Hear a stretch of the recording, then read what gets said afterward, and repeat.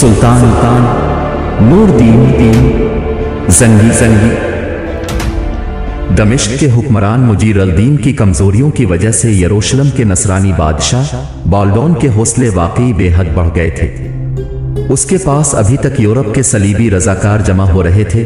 उसकी कुव्वत में खूब इजाफा हो चुका था, लिहाजा उसने अपनी सल्तनत को वसी करने का अमल शुरू कर चुका था। वो सुल्तान नूरुद्दीन जंगी के मकबूजात पर दस्त अंदाजी की जुर्रत तो ना कर सका, अलबत्ता उसने मुजीर अल-दीन और मिस्र की कमजोर खिलाफत के इलाकों पर दस्त अंदाजी करने का फैसला कर लिया। सबसे पहले उसने अस्कलान के साहिली शहर को फतह कर लिया। अस्कलान पर नसरानियों ने इससे पहले भी कई हमले किए थे, लेकिन अभी तक वो शहर मिस्र की खिलाफत के तहत था। फिर मिस्र की बदकिस्मती खुल्फा फातिमी में से जाफिर बामरालदा नाम का एक शख्स खलीफा हुआ, और वो एक इंतहा दर्जा का याश नौजवान था और उमूर सल्तनत में किसी किस्म का कोई तजुर्बा और सरोकार न रखता था, जबकि यरूशलेम का बाल्डोन नौजवान था। बाल्डोन बहुत होनहार भी था और हर वक्त नसरानियों और सलीबियों की फलाह व बहबूद के मुताल्लिक सोचता रहता था। लिहाजा अपनी जंगी तैयारियों को उरूज पर पहुंचाने के बाद उसने अस्कलान का मुहासरा कर लिया। यूरोप से आने वाले सलीबियों की वजह से उसके हौसले जवान थे। शहर के मुसलमानों ने 6 माह तक डटकर सलीबी अलगार का मुकाबला किया, लेकिन अफसोस उनको किसी तरफ से कोई मदद ना पहुंची। इस पर जुल्म यह हुआ कि उनके अंदर फूट पड़ गई। नतीजा ये निकला कि सलीबियों ने एक जबरदस्त हमला करके अस्कलान पर कब्जा कर लिया। अस्कलान पर कब्जा करने के बाद अब यरूशलेम के बादशाह बाल्डोन की भूखी निगाहें दमिश्क पर लगी हुई थी। वो चाहता था कि दमिश्क पर कब्जा करने के बाद नूरुद्दीन जंगी पर ज़र्ब लगाई जाए, और माजी में जो नूरुद्दीन जंगी के हाथों सलीबियों को शिकस्तें हुई हैं, उनका बदला और इंतकाम लिया जाए। सुल्तान नूरुद्दीन जंगी किसी भी सूरत ये बर्दाश्त नहीं कर सकता था कि बाल्डोन यलगार और पेश कदमी करते हुए दमिश्क पर कब्जा करे और फिर इसकी आंखों में आंखें डालकर देखने की जुर्रत करे। इन हालात को देखते हुए सुल्तान नूरुद्दीन जंगी ने छोटा सा एक लश्कर देकर असदुद्दीन शेरकोह को दमिश्क की तरफ रवाना किया। ये एक तरह से एक सिफारत थी। दरअसल सुल्तान नूरुद्दीन जंगी शेरकोह के जरिए मुजीर अल-दीन को यह पैगाम भेजना चाहता था कि वो बाल्डोन के सामने कमजोरी और बेहमद का इजहार करना तर्क कर दे और अपने इलाके के मुसलमानों की हिफाजत करे। अगर वो ऐसा नहीं कर सकता तो फिर एक तरफ हो जाए। वाली दमिश्क मुजीर अल-दीन के दिल में बुग़्ज़ था। इसे जब खबर हुई कि शेरकोह एक सफीर की हैसियत से इससे मुलाकात करने आ रहा है, तो उसने शेरकोह से मुलाकात न की और न ही उनके साथ जो लश्कर के दस्ते थे उनके लिए खुराक और रसद का इंतजाम किया। शेरकोह ने जब बार बार उससे मुलाकात की दरख्वास्त की तो उसने निहायत दुरुस्त रवि से कहला भेजा कि मेरे नोकदार नेज़े और खारा शिगाफ तलवारें ही तुमसे मुलाकात करेंगे। शेरकोह को मुजीर अल-दीन के इस जवाब ने गज़बनाक कर दिया था। वो एक सफीर की हैसियत से आया था, मुजीर अल-दीन के खिलाफ कोई जवाबी कार्रवाई भी नहीं कर सकता था। लिहाजा दमिश्क से निकलकर जसर खुश्ब में आकर खैमाजन हो गया और वहां से उसने सुल्तान नूरुद्दीन जंगी को मुजीर अल-दीन की बदसलूकी का सारा हाल लिख भेजा। सुल्तान नूरुद्दीन जंगी को शेरकोह का जब यह पैगाम मिला तो फिर वो मुजीर अल-दीन के इस रवैये को बर्दाश्त न कर सका और उसे सबक सिखाने के लिए हलब से निकल खड़ा हुआ था। दमिश्क के नवा में सुल्तान नूरुद्दीन जंगी अपने लश्कर के साथ शेरकोह से जा मिला। फिर वहां से कूच करने के बाद लश्कर ने ऐन दमिश्क के करीब जाके अपना पड़ाव कर लिया। सुल्तान नूरुद्दीन जंगी ने वक्त ज़ाय न किया। दमिश्क पर हमला करने और इसे पुरअमन तरीके से फतह करने के लिए इसने अपने सारे सालारों का इजलास तलब कर लिया था। जब सारे सालार उसके खेमे में जमा हो गए तब सुल्तान नूरुद्दीन जंगी उन्हें मुखातिब करते हुए कह रहा था, अजीजान, दूसरे इलाकों की निस्बत दमिश्क की हालत मुख्तलिफ है। यहां मैं बाअमर मजबूरी लश्कर कशी कर रहा हूं। अगर वो अहद जो मेरे और मुजीर अल-दीन के दरमियान हुआ था कायम रहता तो मैं किसी भी सूरत दमिश्क पर लश्कर कशी ना करता। अब चूंकि मुजीर अल-दीन बार बार मुसलमानों के खिलाफ सलीबियों से साजबाज कर रहा है, उसकी हुकूमत के वसी इलाके सलीबियों की सरहदों से मिलते हैं, लिहाजा ये इलाके सारे मुसलमानों के लिए सलीबियों की तरफ से खतरा बन सकते हैं। अब मैंने अहद कर रखा है कि मुजीर अल-दीन के सारे इलाकों को अपनी सल्तनत में शामिल किया जाएगा ताकि सलीबियों के बेपनाह सैलाब के सामने मजबूत और मुस्तहकम बंद बांधा जा सके। ये इजलास तलब करने का असल मकसद ये है कि कोशिश ये करनी है कि जंग के दौरान कम से कम हमारा और दमिश्क वालों का नुकसान हो, बगैर किसी मजबूरी और ज़रूरत के किसी के खिलाफ तलवार इस्तेमाल न की जाए। ताहम अगर कोई ज़बरदस्ती हमारी राह रोकता है या हमारे इरादों की पामाली की कोशिश करता है तो उसका खात्मा भी लाजमी है। यहाँ तक कहने के बाद सुल्तान नूरुद्दीन ने कुछ सोचा। उसके बाद वो दोबारा कह रहा था, शेर को और मुजद्दिद जो कुछ मैं कहने लगा हूं तवज्जो गौर से सुनो। जिस कदर लश्कर इस वक्त हमारे पास है इसे 2 हिस्सों में तकसीम कर दिया जाएगा। हस्बे साबित छोटे सालारों को भी तकसीम कर दिया जाएगा। मैं अपने हिस्से के साथ दमिश्क शहर के मशरिकी दरवाजे के सामने पड़ाव करके शहर पर हमला आवर होने की इब्तिदा करूंगा। शेर को और मुजद्दिद तुम दोनों अपने हिस्से के लश्कर के साथ शहर के मगरिबी दरवाजे की तरफ से अपने काम की इब्तिदा करोगे। इस तरह हमारे लिए आसानियां हो जाएंगी, इसलिए कि शहर के अंदर मुजीरुद्दीन के पास जिस कदर अस्करी कुव्वत है उसको उसे 2 हिस्सों में तकसीम करना पड़ेगा, मगरिब में और मशरिक में, और फिर दोनों तरफ दिफाई मामलात और लश्करियों की निगरानी करना उसके लिए मुहाल नहीं तो मुश्किल जरूर होके रह जाएगा। इस तरह वो एक शशोपंच और तजब्जुब का शिकार होगा और मुझे उम्मीद है कि इसी हालत में अगर इस पर दबाव बढ़ता रहा तो वो एक ना एक रोज पुरअमन तरीके से हथियार डालकर अपने आप को हमारे हवाले करने पर मजबूर हो जाएगा। सुल्तान नूरुद्दीन रुका।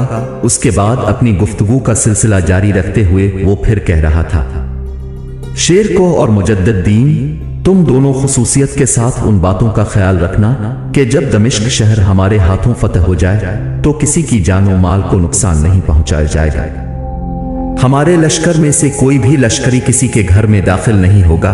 अगर वो ऐसा करेगा तो सख्त तरीन सजा दी जाएगी। हमारा मुकाबला करते हुए दमिश्क के हिफाजती लश्कर में से अगर कोई जख्मी आता है तो उसे मुआफ करते हुए उसके साथ अच्छा सलूक किया जाएगा। शहर फतह होने के वक्त अगर कोई हमारे सामने से भाग कर जान बचाता है तो याद रखना ऐसे भागने वालों का ताक़ुब नहीं किया जाएगा, ना उनको कोई नुकसान पहुंचाया जाएगा। ये सारे अहकामात जारी करने के बाद सुल्तान अपनी जगह पर उठ खड़ा हुआ। सुल्तान को देखते हुए सारे सालार भी खड़े हो गए। फिर सुल्तान कहने लगा, आओ अब लश्कर की तकसीम को आखिरी शक्ल दें। उसके साथ ही सब सुल्तान के खेमे से निकल गए। लश्कर की तकसीम के साथ सुल्तान ने अपने हिस्से के लश्कर को आगे बढ़ाकर शहर के मशरिकी दरवाजे के सामने मुनज़्ज़म कर दिया, जबकि अपने हिस्से को लेकर शेर को और मुजद्दिद दमिश्क की शहरपना के मगरबी हिस्से की तरफ गए। वहां उन्होंने अपने हिस्से को मुनज़्ज़म करना शुरू कर दिया था। यहाँ मुजीरुद्दीन ने इंतहाई किस्म की दीनी बेहमद का मुजाहिरा किया। बजाय इसके इन पुरशोभ हालात में वो सुल्तान से अपने रवैये की मुआफ़ी मांगता, जो बदअहदियाँ इससे हुई थी उनकी तलाफी करता, और सुल्तान के खिलाफ उसने जो सलीबियों के साथ साजबाज की थी अपने उस रवैये पर मुआफ़ी मांगकर आइंदा सुल्तान के हक में पुरखुलूस रहने का वादा करता। उल्टा उसने अपने लश्कर के 2 हिस्से किए। दोनों लश्करों को उसने अपने बेहतरीन सालारों की सरकर्दगी में दिया और वो खुद शहर के अंदर ही रहा, और अपने इन दोनों सालारों को हुक्म दिया कि वो शहरपना के मशरिकी और मगरिबी दरवाजे से निकलकर सुल्तान नूरुद्दीन जंगी, शेर को और मुजद्दिद के लश्कर पर हमला आवर हो जाए। मुजीरुद्दीन की तजवीज़ के मुताबिक पहले उसके लश्कर का एक हिस्सा शहरपना के मशरिकी दरवाजे से निकला और खुबुस बातिन का मुजाहरा करते हुए वो हिजर व हरारत की तरह सुल्तान नूरुद्दीन जंगी पर हमला आवर हुआ। सुल्तान पहले ही मुजीरुद्दीन से बड़ा बेजार और उकताया हुआ था। जो ही उसके लश्कर ने सुल्तान पर हमले की इब्तिदा की तो लम्हों के अंदर सुल्तान ने मशरिकी दरवाजे से नमूदार हो जाने वाले मुजीरुद्दीन के लश्कर को जोश और जज्बे की महरूमियों से बदतर करना शुरू कर दिया था। यहां तक कि मुजीरुद्दीन के लश्कर का वो हिस्सा बदतरीन शिकस्त पाकर भागा और वापस शहर में दाखिल हो गया था।